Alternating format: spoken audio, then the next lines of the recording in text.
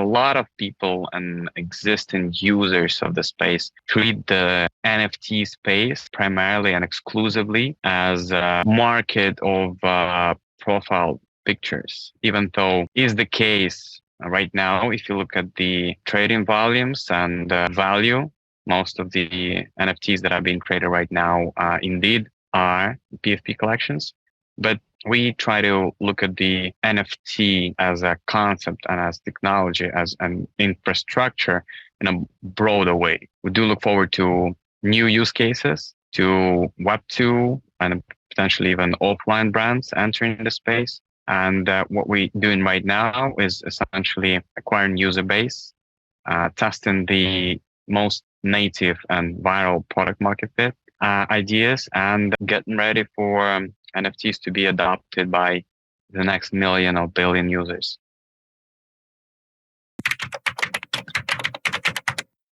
My name is Oleg Ravnushkin. I'm co-founder of Texture Finance.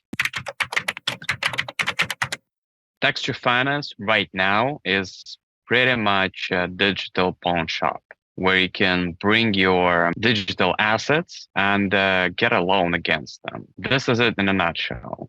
Obviously, we have every intention to make Texture so much more than that, but this is where we are right now.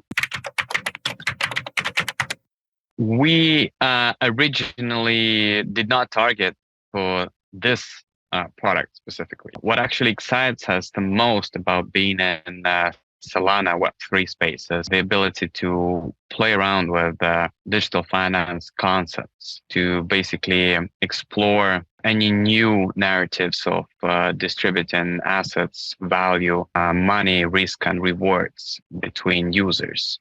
Something that it's incredibly hard to not even implement, but to even test in the traditional finance space. The concept of providing liquidity for your digital assets seems very native.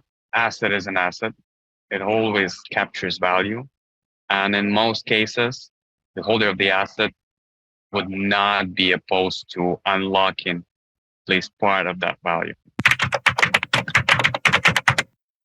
Well, I think the biggest misconception about the space, it's something that a lot of people and existing users of the space treat the NFT space primarily and exclusively as a market of profile pictures, even though is the case right now. If you look at the trading volumes and value, most of the NFTs that are being created right now indeed are PFP collections. But we try to look at the NFT as a concept and as technology, as an infrastructure in a broader way. We do look forward to new use cases, to Web2 and potentially even offline brands entering the space. And what we're doing right now is essentially acquiring user base, testing the most native and viral product market fit ideas, and getting ready for NFTs to be adopted by the next million or billion users.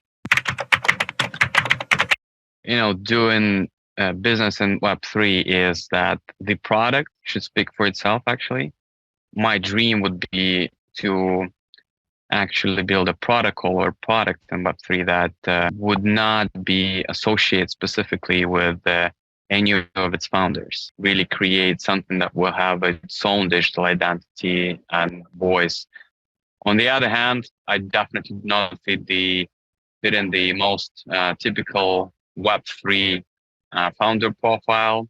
I've been doing finance, traditional finance, for a decade before I even stepped into crypto. In the crypto space since quite a while before the value kind of exploded. So I was just a fan of the stack. I'm not necessarily here for extracting value, playing around, having fun, and trying to find that, next kind of big thing that people will just love using. So we're all for creating new products and testing as many hypotheses and product theories as we can.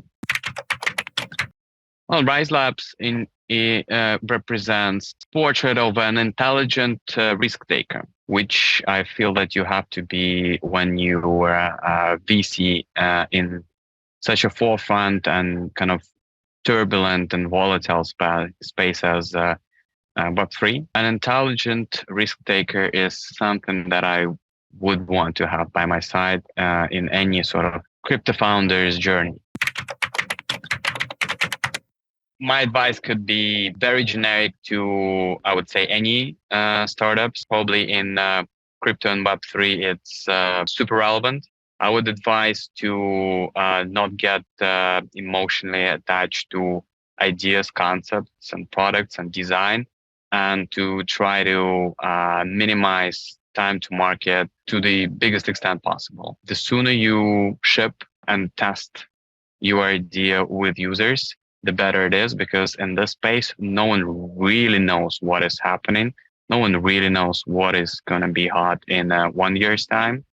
No one really has any idea or any clue what the users might like. Products will fly or will not fly. You cannot really bring any parallels or study any cases from either traditional finance or even from EVM chains.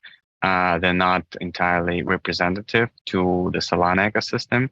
So we all are, in a way, innovators. But my biggest advice is to go to market as soon as possible, launch raw, test your ideas as early as you can, be it a tweet, crypto chat, try to get comfortable with Figma, draw some UIs and send them in a bunch of crypto chats, see what the feedback is, and then try to ship the product. That's literally the only way to find out if it's going to fly or not. That's the space to innovate. That's the space to experiment. That's kind of the reason why we're all here.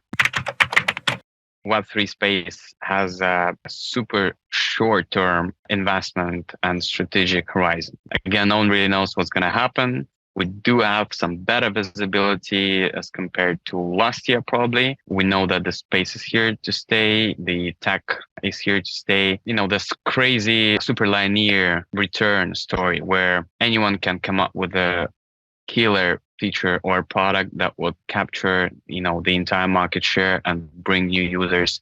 And we could literally be, 1 day away, 1 week away from this product.